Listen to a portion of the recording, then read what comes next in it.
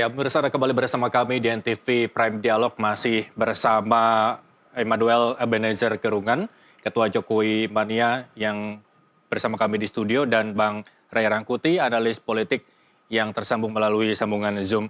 Anda mengapresiasi atau ada catatan lain, Bang Ray, terkait penetapan KPK terhadap Hasto Kristianto sebagai tersangka atau penegakan hukum terkait Harun Masiku ini? Iya, kan sebetulnya tadi saya sudah masuk ke situ ya, sebelum iklan itu. Saya kan mengatakan begini,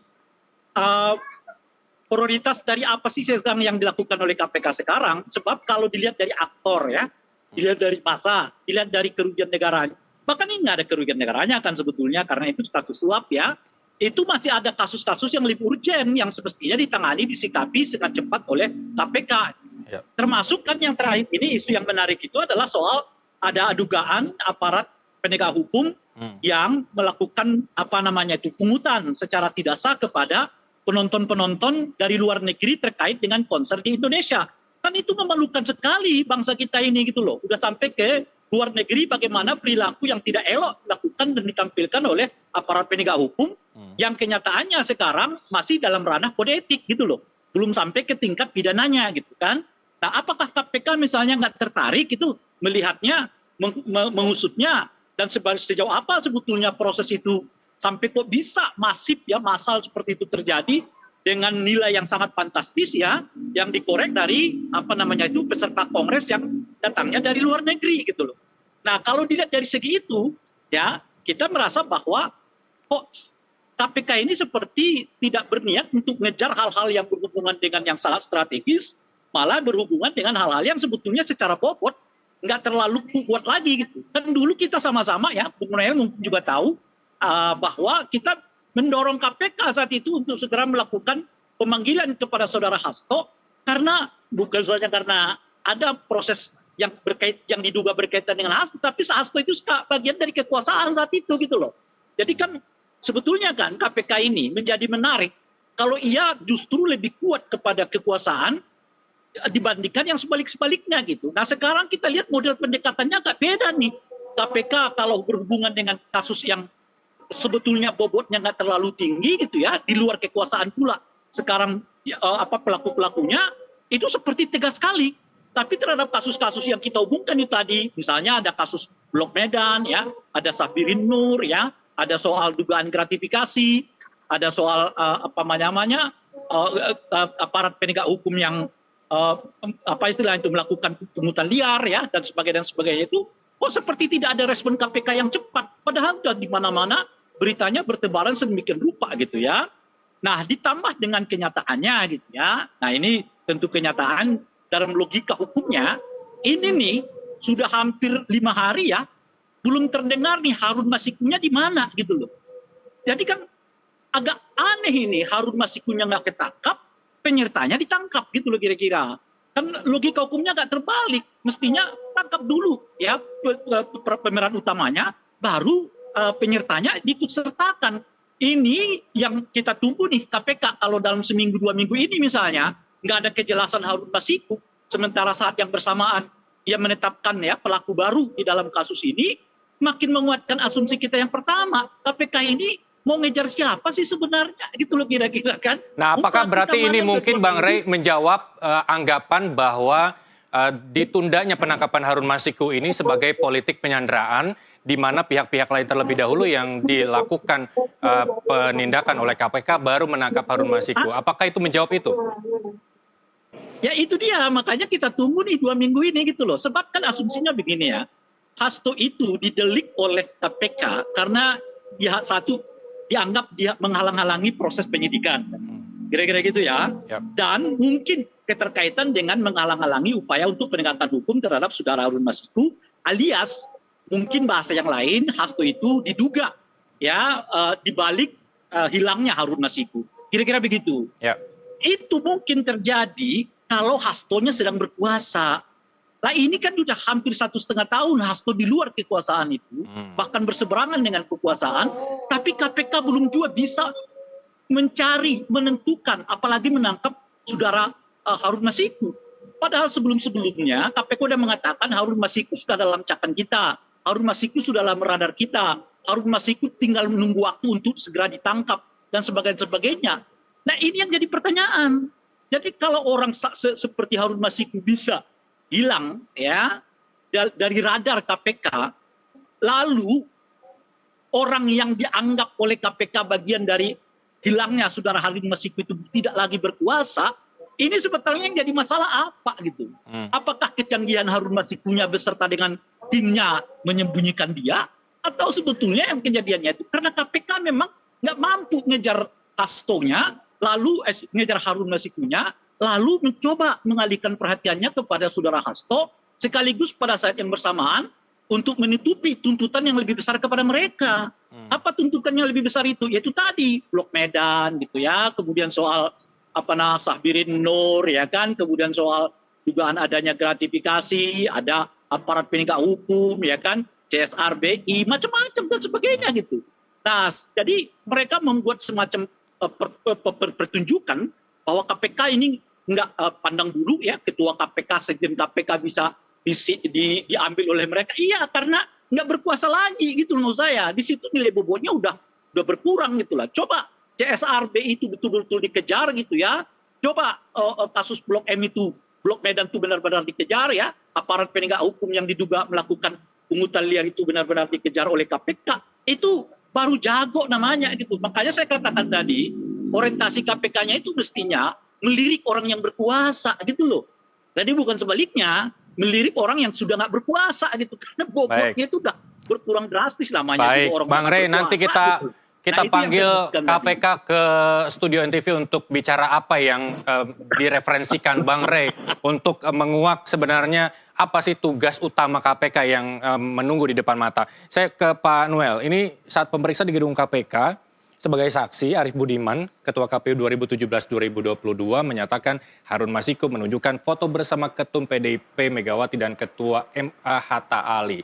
Masyarakat mungkin cuma menilai bahwa Harun Masiku sebatas calon legislatif dari PDI Perjuangan. Tapi jauh dari itu, siapa sebenarnya Harun Masiku yang menjadi pertanyaan publik terbesar, Pak Noel? Nah, kan dari awal saya ungkapkan sebelum ditanya ya, apa kaitannya Harun Masiku dengan Hatta Ali? Itu harus kita tanya. Dan saat itu ada kasus BLBI. Itu tanyanya udah, nanti kita kan bongkar-bongkar nih. Kalau saya kan basisnya data, bukan basis omon-omon. Makanya Hasto fokus aja lah terhadap kasusnya. Kemudian ya kita kan ini masih spekulatif. Jangan-jangan memang Hasto ingin menarik-narik lagi yang lain lagi lah.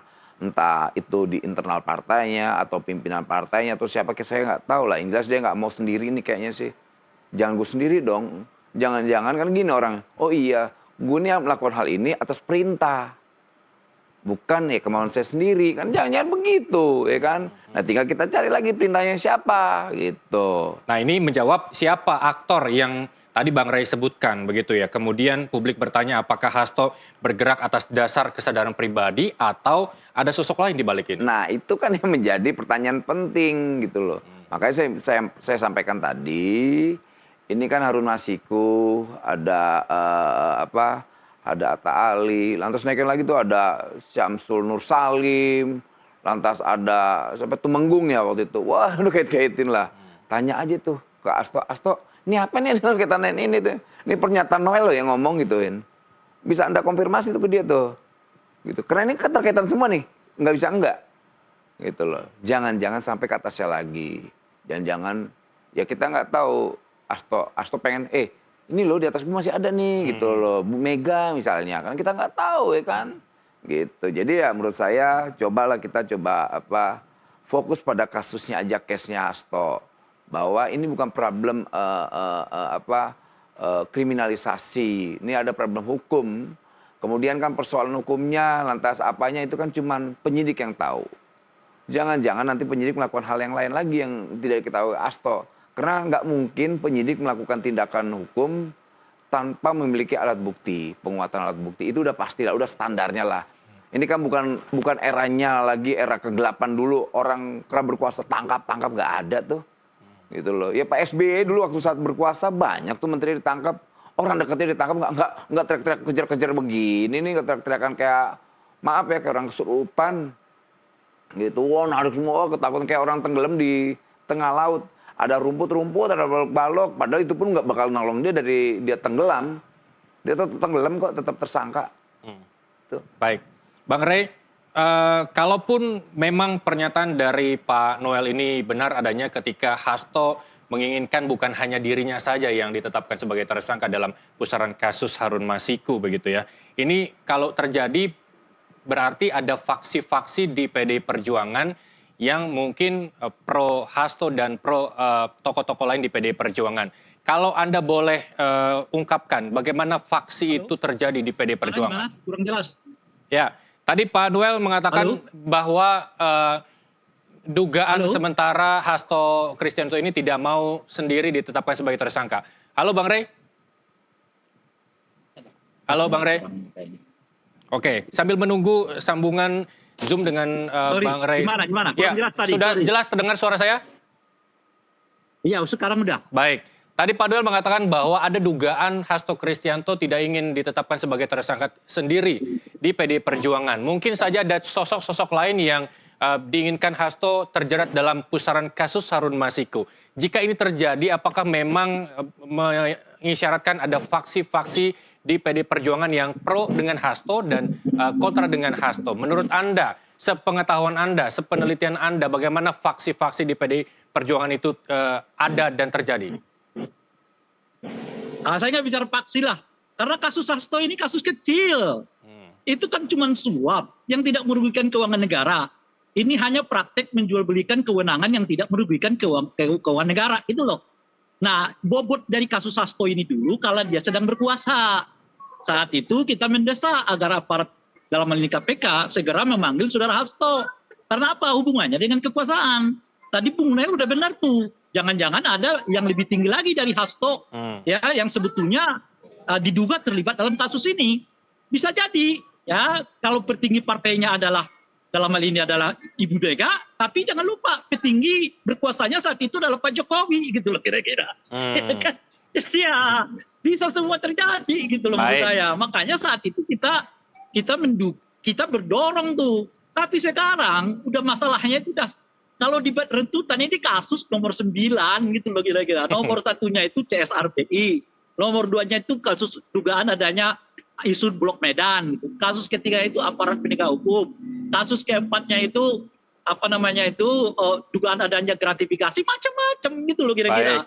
Itu semuanya berhubungan dengan kerugian negara gitu, dan fantastis gitu loh kira-kira tuh. Baik, kita desak itu pengusutan tadi dalam. Ya, kita desak KPK mengusut kasus yang Bang Rey sebutkan. Tapi kalau saya salah tolong korupsi, Pak Noel, Pak Jokowi juga sudah mengatakan bahwa akan bersedia jika dilakukan pemeriksaan terkait dengan tersangkanya Hasto Kristianto. Tapi dengan Ketua Umum Bu Mega ini pernah menyatakan bahwa akan hadir atau buka suara terkait dengan penetapan dari Hasto Kristianto sebagai tersangka. Namun sejauh ini dari 23 Desember KPK mengumumkan penetapan Hasto sebagai tersangka hingga kini belum juga muncul di hadapan publik. Apakah ini langkah ketakutan dari Bu Ketum atau masih menunggu waktu lain, dan waktu lain itu apa, Bang Rey, menurut Anda? Ya kan namanya juga akan berkunjung. Kapan waktu kan ngapain dikunjungi kalau Hastonya masih ada di sekitar di lingkungan Ibu Mega kok? Gimana? Nah, kalau disebut mungkin maksud Ibu Mega kalau misalnya Hasto sempat ditahan atau misalnya proses peradilannya udah terjadi, ya bisa saja Ibu datang menjenguknya, atau mungkin nanti kalau udah lagi dalam proses persidangan Ibu datang menghadiri sidangnya dan sebagainya gitu loh kira-kira itu. Kalau itu masalah simpel lah, sepele lah ya. Yang besar ini tadi seperti yang kita diskusi di awal, ini video ini isinya apa? Itu yang penting menurut saya gitu loh. Bagi kepentingan bangsa dan negara ini soal Ibu datang, Ibu tidak datang, ya itulah. Ya itu apa bedanya kita datang berkunjung, tidak berkunjung dan sebagainya gitu. Nah, menarik juga kalau sampai tadi ada info yang menyebut Pak Jokowi siap datang bersaksi. Nah, itu cocok tuh. Baiknya KPK juga manggil Pak Jokowi kalau itu dirasa penting atas kesaksian Pak Jokowi. Tadi kan tidak kita menyebutkan. Bisa saja sebetulnya yang dimaksud itu adalah ada orang yang lebih tinggi dari Hasto. Nah, saya sudah menyebut tadi, kalau lebih tinggi dari Hasto dari partai namanya Ibu Mega.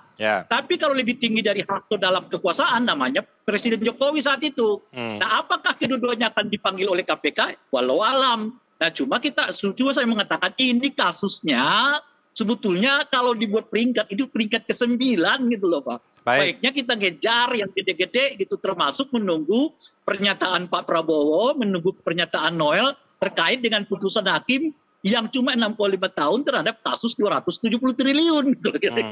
Baik, Bang Rey, ini bagaimana dengan posisi Hasto sebagai sekjen di PDI Perjuangan? Karena hingga saat ini juga kalau ini udah belum politik ya. melakukan penggantian, ataukah apa masih menunggu langkah hukum selanjutnya seperti pra peradilan dan atau yang lainnya begitu? Iya, itu kan ada kongres ya. Memang mungkin nanti di kongresnya akan dilakukan pergantian.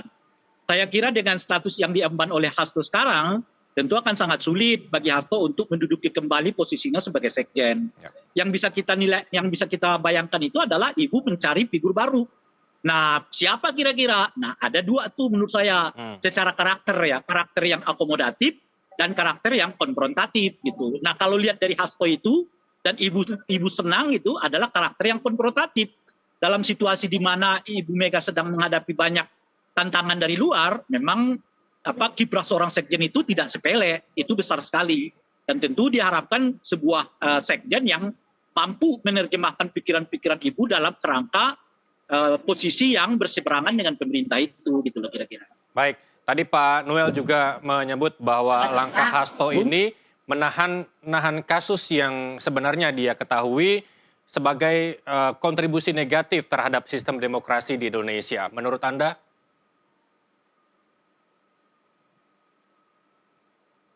Baik, sambil kita menunggu sambungan Zoom dengan Bang Rey Rangkuti kembali terhubung, saya mau ke Pak Noel lagi. Bagaimana sekarang posisi Presiden yang kalau dibilang kartu as PDI Perjuangan yang mengantongi nama-nama pejabat negara yang korupsi? Saya rasa Presiden nggak ngurusin beginian, dia ngurusin lebih besar bangsa ini. Dia nggak mau tersita waktu soal-soal beginian. Karena Presiden terpilih yang sekarang itu dimandatkan untuk bagaimana menyelesaikan persoalan-persoalan bangsa ini. Memang ada problem hukum, biarkan penegak hukum menyelesaikan, masa Presiden juga sih. Gitu. Ya, tadi saya juga sudah bertanya kepada Bang Rey di mana kasus Harun Masiku ini dianggap sebagai politik penyanderaan yang menjerat elit-elit PDI. Ini berdasarkan keterangan jubir PDI Perjuangan. Menurut Anda seperti apa? Apakah memang KPK menunggu pihak-pihak lain terbongkar terlebih dahulu kemudian menangkap aktor utama Harun Masiku, atau menurut Bang Rey KPK tidak mampu menangkap Harun Masiku? Ya, kita nggak bisa mengambil sebuah kesimpulan ya, tapi pastinya apa yang dilakukan KPK hari ini kita harus apresiasi ya, karena ini kan ini menjadi utang sejarah lah ya, selalu teriak-teriak Harun Masiku, nah sekarang ditangkap loh, jadi berbalik. Ini ada yang ini, nggak semudah begitu Ferguson gitu loh, main nangkap-nangkap aja, penyidik juga ngerti cara melakukan tindakan-tindakan lah, jangan kita mendikte penyidik kita lah. Mereka ini orang-orang yang bekerja untuk bangsa ini kok, mereka punya idealisme. Kalaupun dibilang nomor 9 ya nggak apa-apa, jangan-jangan lewat dari nomor 9 akhirnya nomor 8, 7, 6, 5 sampai nomor 1 ya ketangkep. Penyidik itu punya strategi tersendiri lah gitu. Emang kita pernah menjadi penyidik apa? Tapi biarkanlah, ini kan independensi penyidik dalam melakukan pengungkapan kasus gitu, jangan kita underestimate penyidik kita lah. Justru saya dalam hal ini melakukan apresiasi lah ya. Sekian tahun ini menjadi utang sejarah kita, dituntut terus KPK Pak Jokowi, mana Harun Masiku. Lalu sekarang udah mau disidik, wah ini memang tidak ada. Gitu. Tapi ini pasti ada sesuatu yang menjadi catatan penyidik gitu loh. Nah, kita nggak bisa tahu kan, cuma penyidik yang tahu sama Tuhan. Gitu. Menurut saya itu. Ya, baik. PDI Perjuangan kekeh lewat jubirnya Guntur Romli. Kalau Jokowi, Gibran, dan Bobi tidak dipecat, PDI Perjuangan, Hasto tidak tersangka. Ini merupakan bisa dikatakan politik sakit hati, tapi jangan dijawab dulu. Kita akan break sejenak pemirsa. NTV Prime Dialog masih akan kembali sesaat lagi.